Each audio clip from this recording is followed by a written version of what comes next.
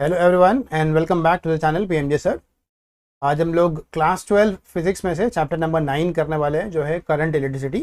तो उसके text book के जो पीछे अनसॉल्व न्यूमेरिकल्स है, हम लोग वो स्टार्ट कर रहे हैं। तो let us begin with it. देखते हैं question number 10, battery of EMF. तो ये पहला डेटा हो जाएगा 4 वोल्ट एंड इंटरनल रेजिस्टेंस 1 ओम। तो ये आ गया दूसरा data. Connected in parallel with another battery of EMF 1 volt and internal resistance 1 ohm। तो यहाँ दो सेल्स है, एक का 4 वोल्ट EMF है, 1 ओम रेजिस्टर है। सेकंड वाले का 1 वोल्ट EMF है, 1 ओम रेजिस्टर है। With their like poles together, मतलब दोनों के जब कनेक्शंस ड्रॉ करेंगे तो दोनों के पॉजिटिव एक साथ होने चाहिए। The combination is used to send a current through an external resistance of, तो ये एक्सटर्नल रेजिस्टेंस जिसको लिखेंगे capital R. Calculate the current through the external resistance. तो अब इसके लिए एक सर्किट डायग्राम बनाना होगा। तो let us draw the circuit diagram first. तो I will quickly draw the circuit diagram.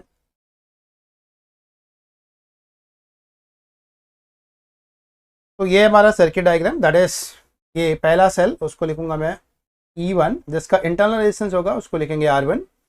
Second cell उसको लिखूंगा E2, तो इसका इंटरनल रेजिस्टेंस है उसको लिखेंगे R2। और ये हमारा एक्सटर्नल रेजिस्टेंस है जिसकी वैल्यू है कैपिटल आर। अब E1 में से जो करंट निकलेगा उसको लिखेंगे I1। E2 से जो करंट आ रहा है उसको लिखेंगे I2 and at this junction both I1 and I2 will combine together give you I। तो ये I फ्लो करने वाला है R में से, ओके, मतलब यहाँ तक क्या है I है। फिर इस पॉइंट पे, इस जंक्शन पे वापस से ये स्प्लिट हो जाएंगे अपने दो पार्ट्स में। ऊपर चला जाएगा I1 और यहाँ चला जाएगा I2। Okay, in this way we can draw the circuit diagram. Let us label now, और इसके एंड्स को लेबल कर देते हैं। तो ये मेरे लिए है A, B।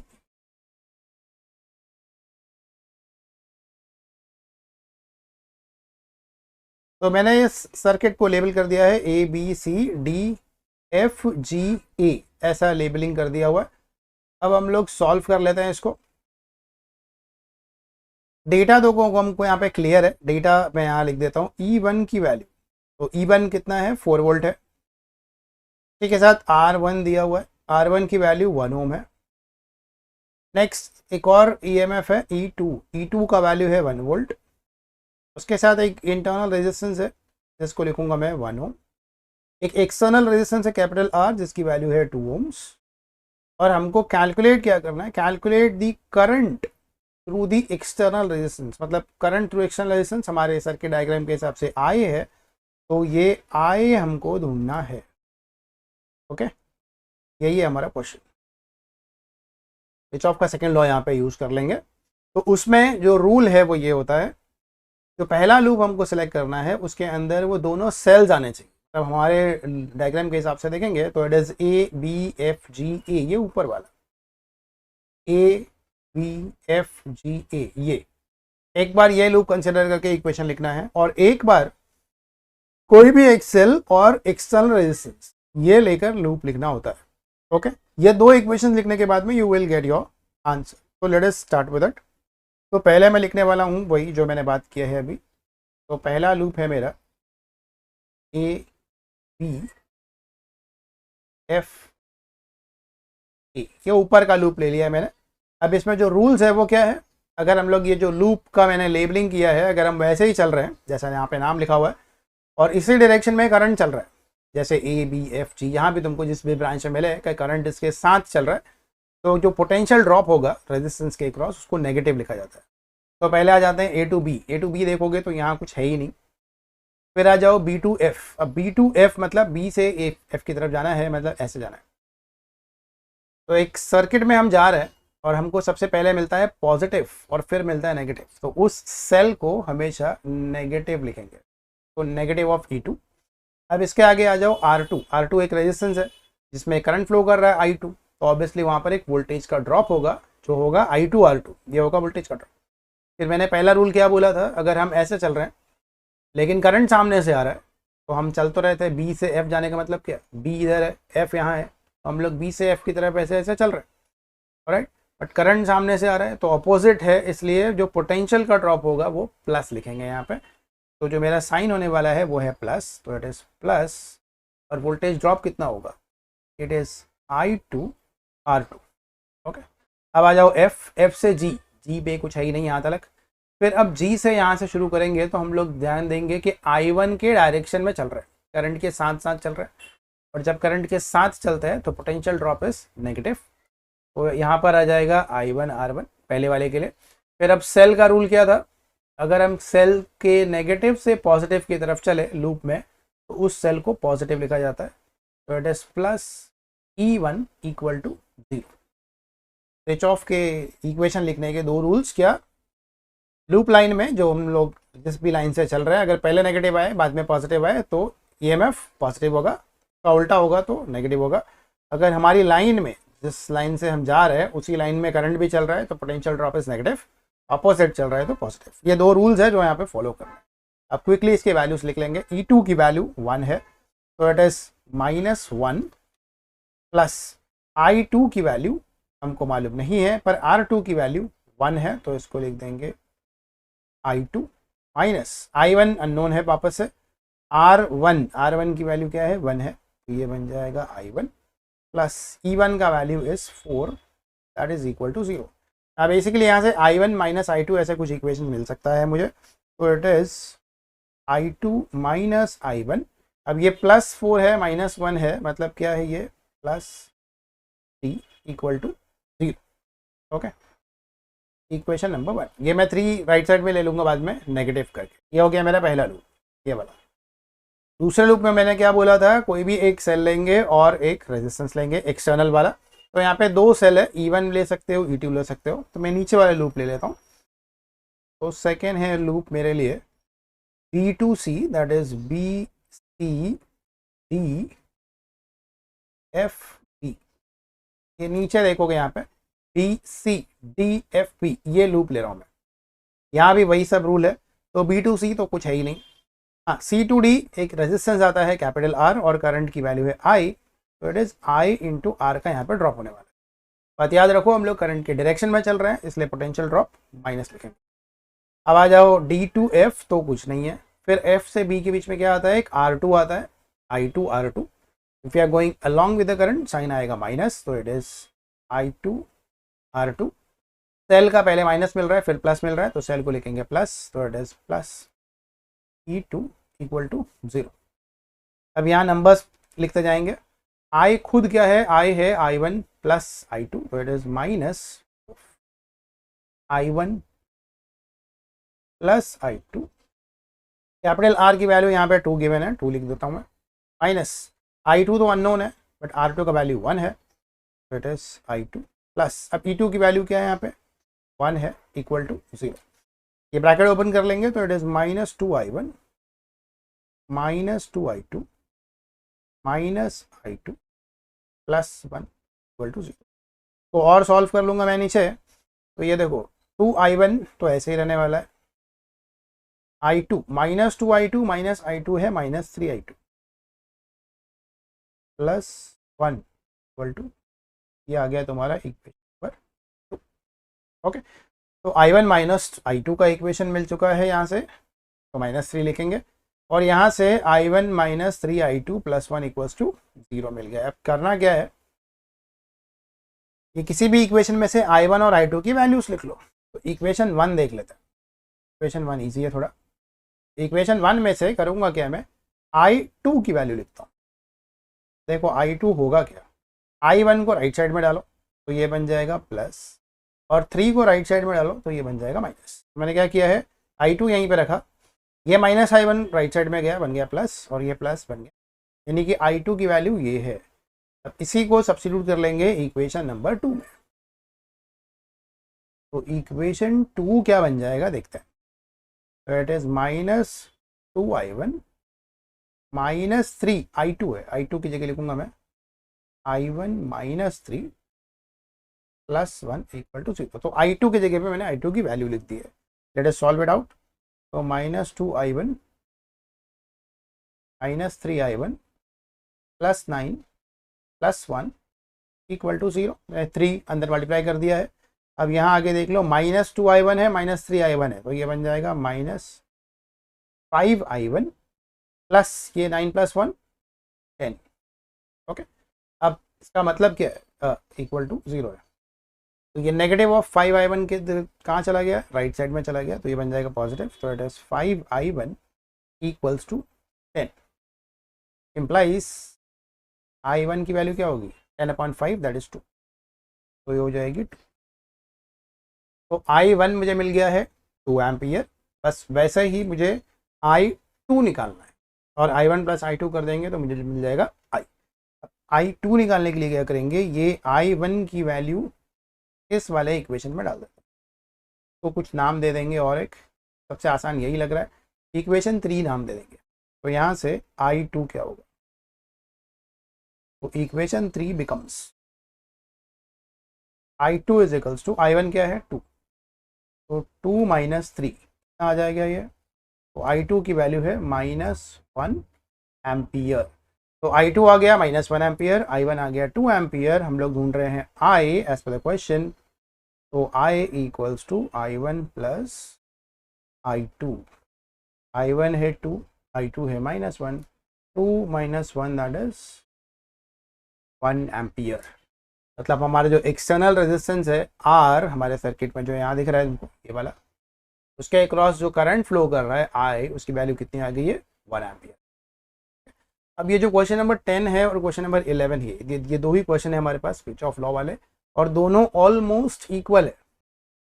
तो जो भी रूल यहाँ पे फॉलो हो रहा है वही रूल वहाँ फॉलो होगा, ऑलमोस्ट सर्किट डायग्राम भी उनके सेम है, बस खाली डेटा डिफरेंट हो जाएगा। ओके, तो सेकंड वाला हम लोग क्विकली कर लेंगे, पहले वाले में हमने सीख लिया है क्या करना है। तो लेट अस सी क्वेश्चन नंबर 11 नाउ। देख लेते हैं क्वेश्चन नंबर 11 अभी। 2 सेल्स ऑफ EMF, पहला सेल, दूसरा सेल, तो एक का 1.5 वोल्ट, दूसरे का 2 volt, having respective internal resistance 1 ohm and 2 ओम। तो पहले वाले का 1 ओम है, दूसरे वाले का 2 ओम है, are connected in parallel so as to send current in the same direction. Almost पिछले जैसा ही है, through external resistance of 5 ohm. Find the current through the external resistance. So let us draw the diagram now. तो ये हमारा circuit diagram है, इसको label कर लेते हैं कुछ, तो सेम लेबलिंग कर देता हूँ मैं। तो it is A B C D F। ऊपर वाला जो सेल है उसको मैं लिखूंगा E1, इसके साथ इंटरनल रेजिस्टेंस R1, ये है मेरा E2 जिसके साथ इंटरनल रेजिस्टेंस R2, और ये है हमारा कैपिटल R। करंट का भी लेबलिंग क्या है, E1 से जो करंट निकलेगा वो I1 होगा, E2 से जो करंट निकलेगा वो I2 होगा, और ज्वाइन होके जो करंट फ्लो करेगा वो है I। तो I यहाँ पर आएगा, R से फ्लो करेगा इस पॉइंट पे, वापस यहाँ चला जाएगा, तो I यहाँ तक I है। उसके बाद ये यहाँ दो पार्ट में स्प्लिट होता है, ऊपर चला जाता है I1, यहाँ चला जाता है I। ओके, अब 2 सेल्स ऑफ EMF, तो पहले वाले का EMF गिवन है अपने पास, पहले वाले का EMF है 1.5 वोल्ट, और इसका जो इंटरनल रेजिस्टेंस है वो भी गया है, कितना है, 1 ओम का। दूसरा एक सेल है जिसका EMF है 2 वोल्ट का और इंटरनल रेजिस्टेंस है 2 ओम का। यहाँ पर एक कैपिटल R है, एक्सटर्नल रेजिस्टेंस जो है 5 ओम्स का, और सेम ढूंढना है एक्सटर्नल रेजिस्टेंस से फ्लो होने वाला करंट कितना होगा, दैट इज I कितना है, ये ढूंढना है तुमको। ओके, तो पहला मैंने क्या बोला था, एक लूप लेंगे जिसमें दोनों सेल्स आ जाएगा। तो मेरा पहला लूप होने वाला है ABFGE। If someone is labelling it opposite, अगर ऑपोजिट लेबल कर रहा है AGFBA तो भी वही है, कोई दिक्कत नहीं है, बस खाली कन्वेंशंस फॉलो करो, कहाँ साइन माइनस होना चाहिए और कहाँ प्लस होना चाहिए। दूसरा, ये हमेशा क्लोज लूप होता है, तो पहला लेटर लास्ट लेटर सेम होना चाहिए। तो let us now right, A से B तो ब्रांच खाली है, वहाँ कुछ नहीं है। B से शुरू करते हैं F जाने के लिए, तो पहले सेल आ जाएगा, तो सेल को लिखना है माइनस, फिर यहाँ से B से F की तरफ जब जा रहे हैं तो हम जा रहे हैं एक तरफ और करंट सामने से आ रहा है, तो उसको आएगा पोटेंशियल ड्रॉप I2 R2 और साइन बन जाएगा प्लस। के बाद F से G तो कुछ नहीं है, G से जब चलना शुरू करते हैं तो यहाँ पर आता है हम लोग G से चलना शुरू कर रहे हैं, तो करंट है I1 और रेजिस्टेंस मिला R1। लेकिन हम करंट के साथ ही चल रहे हैं तो इसलिए आएगा माइनस। तो it is minus of I1R1। Cell में पहले माइनस मिला फिर प्लस मिला तो सेल लिखते हैं plus, that is equal to 0। Quickly मैं नंबर्स डाल देता हूँ। E2 का -2 प्लस I2 R2 है। I2 कितना है यहाँ पर, तो I2 तो अननोन है पर R2 कितना है 2 है, तो it is 2I2 minus I1 unknown है लेकिन R1 का वैल्यू 1 है तो it is minus I1 plus E1 की वैल्यू 1.5 है इक्वल टू 0। अब यहाँ से क्या होगा, ये है 2I2 माइनस I1। यहाँ देखोगे -2 है और प्लस 1.5 है, इसका मतलब क्या, -0.5 इक्वल टू 0। ठीक है, अब यहाँ से इक्वेशन मैं बना ही देता हूँ, क्या बनने वाला है, I1 बना देता हूँ। तो I1 चला जाएगा राइट साइड में, तो ये I1 बन जाएगा I1 is equals to 2I2 minus 0.5। तो ये I1 को मैंने क्या किया है, यहाँ ले लिया है, तो I1 is equals to 2I2 minus 0.5, equation number 1। दूसरा लूप हमें क्या लेना है, दूसरा लूप लेना है जहाँ पर एक सेल आ जाए और एक रेजिस्टेंस आ जाए। तो इस केस में मैं वो बड़ा ब्रांच ले लेता हूँ, थोड़ा अलग सॉल्व कर लेता है। तो ऊपर वाला ब्रांच ले लेते हैं, ABC वाला। तो ये लूप है,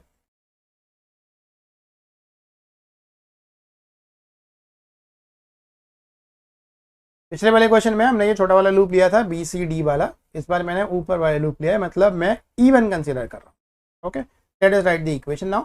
तो A to B तो कुछ नहीं है, B to C में भी कुछ नहीं है, इधर C to D में मुझे मिलेगा R, तो it is minus I into R। ठीक है, अब यहाँ से आ जाओ D to F में भी कुछ नहीं है, फिर उसके बाद में F से G में भी कुछ नहीं है, G के बाद से सब शुरू होता है, तो G के बाद से क्या आ जाएगा, minus I1 R1 plus E1 equal to 0, but I itself is I1 plus I2, so it is minus of I1 plus I2, और R की वैल्यू यहाँ पर 5 मालूम है हमें, माइनस R1 की वैल्यू है 1, तो इसको लिख देंगे I1, और E1 का वैल्यू है 1.5, तो यहाँ लिखूंगा 1.5 इक्वल टू 0।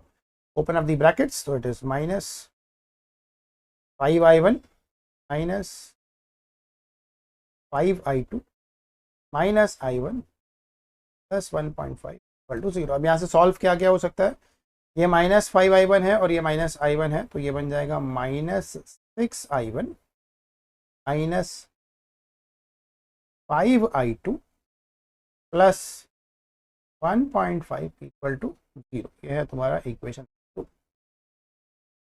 करेंगे क्या, कोई I1 I2 का वैल्यू सब्स्टिट्यूट कर देंगे। तो इसमें देख लेते हैं, यहाँ से I1 मिला हुआ है मुझे, I1 की जगह 2I2 माइनस 0.5 लिख सकते हैं। तो अब हम करेंगे क्या, इक्वेशन नंबर 1 को सब्स्टिट्यूट करेंगे इक्वेशन नंबर 2 में। तो इक्वेशन 2 क्या बन जाएगा वो देखते हैं। तो इक्वेशन 2 बन जाएगा माइनस 6I1 की जगह लिखना है मुझे 2I2 minus 0.5, okay, minus 5I2, और ये जो 1.5 है उसको राइट में डाल देता हूँ मैं, तो ये आ जाएगा माइनस 1.5। ओके, तो मैंने ये लास्ट इक्वेशन में I1 की जगह I1 की वैल्यू लिखा है, माइनस 5I2 लिखा है, और इस प्लस को मैंने राइट में डाला तो ये माइनस बन गया। Let us open up the brackets now. तो ये आ जाएगा माइनस 6 2 हो जाएगा 12I2, ये माइनस और बाहर का माइनस इसको प्लस बना देगा। 6 इंटू 0.5 ये बन जाएगा 3 minus 5I2 is equals to 1.5, और ये माइनस साइन के साथ। अब यहाँ पे देख लो माइनस 12I2 है और माइनस 5I2 है, दोनों ही माइनस है, तो एट दी एंड ये तो हो तो प्लस जाएगा, तो माइनस 12 और माइनस 5 बन गया minus 17I2, okay, equal to ये 3 चला जाएगा राइट साइड में, तो ये बन जाएगा माइनस 3, तो माइनस 1.5 पहले से है, माइनस 3 भी आ गया मेरे पास, तो माइनस 3 और माइनस 1.5 बन जाएगा माइनस 4.5। अब देखो यहाँ लेफ्ट में भी माइनस 17I2 है, राइट में भी माइनस है, तो ये माइनस और माइनस हट जाएगा, तो आ गया तुम्हारे पास I2 is equals to 4.5 divided by 17, equation number 3। Okay, तो ये नंबर, ये नेगेटिव और ये नेगेटिव को मैंने कट कर दिया है, 17 को मैंने यहाँ नीचे डाल दिया है, तो इट इज़ 4.5 डिवाइड बाय 17। ये I2 की वैल्यू है। अब ये I2 का वैल्यू कहीं ना कहीं सब्स्टिट्यूट कर दो और तो मिल जाएगा I1। तो यहीं पे डाल देते हैं इक्वेशन नंबर 1 में। तो इक्वेशन 1 बिकम्स, तो it is I1 equal to 2 times of I2। I2 क्या है, 4.5 डिवाइड बाय 17 है, minus 0.5। I1 equals to 2 into 4.5 का मतलब 9, तो ये 9 by 17 minus 0.5। Now that is equal to, तो नेक्स्ट स्टेप में क्या हो जाएगा, ये 9 बाई माइनस 17 को मल्टीप्लाई करो 0.5 से, 8.5 डिवाइड बाय 17 आ गया। 9 में से 8.5 निकाला तो 0.5 आ जाता है, तो 0.5 डिवाइड बाय 17, ये है I1। इक्वेशन नंबर 4 लिख देते हैं। अब I got I2 4.5 by 17, I have got I1 0.5 divide by 17, दोनों को ऐड किया तो मिल जाएगा I। तो I is equals to I1 plus I2, so I1 है 0.5 डिवाइड बाय 17 प्लस I2 का वैल्यू है 4.5 डिवाइड बाय 17। 17 नीचे कॉमन है तो ऊपर ऐड हो जाएगा, तो it is 4.5 plus 0.5, that is 5 by 17। ये हमारा आंसर हो सकता है, या इसको अगर डिवाइड करना है so we can divide it also. 5 से पहले मैं इसको डिवाइड कर लेता हूँ, तो इट इज़ 1/5 3 15 हो गया, पॉइंट 2 बच गया, 2 का हो जाएगा 20, 5 4 20। मतलब क्या करना है हमको, रेसिप्रोकल टेबल से 3.4 का रेसिप्रोकल निकाल लेना। ये आता है 0.2941 एम्पियर। ओके, तो ये हमारी I की वैल्यू। तो हमारे टेक्स्ट बुक का जो आंसर है वो है 5/17। उसने इसको सॉल्व किया नहीं है, पर if you want you can solve it out. Okay, मैंने अभी ये सेकंड क्वेश्चन में वो ऊपर का लूप लिया था जिसमें E1 था, तुम लोग E2 लेकर भी सॉल्व कर सकते हो। आई थिंक ये कैन। तो कोई भी ऐसा सर्किट है जहाँ पर एक से ज़्यादा सेल अवेलेबल है और किसी भी एक एक्सटर्नल रेजिस्टेंस या कहीं पर भी तुमको करंट की वैल्यू पूछी हुई है, तो तुमको जो यूज़ करना है वो है किरचॉफ लॉ, सेकेंड लॉ।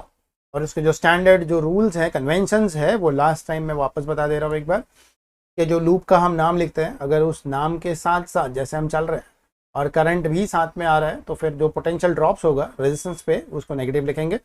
और अगर उसी लाइन में हमें एक सेल मिलता है जिसका नेगेटिव पहले आता है और पॉजिटिव बाद में आता है, तो वो सेल को पॉजिटिव लिखा जाता है।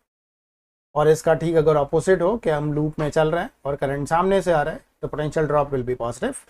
एंड अगर यहाँ से चल रहे हैं और इस सेल का पहले पॉजिटिव मिल गया मुझे, फिर नेगेटिव मिला, तो उस सेल को नेगेटिव लिखते हैं। ओके, तो with this I will stop with this video. Remaining question will come in the next video.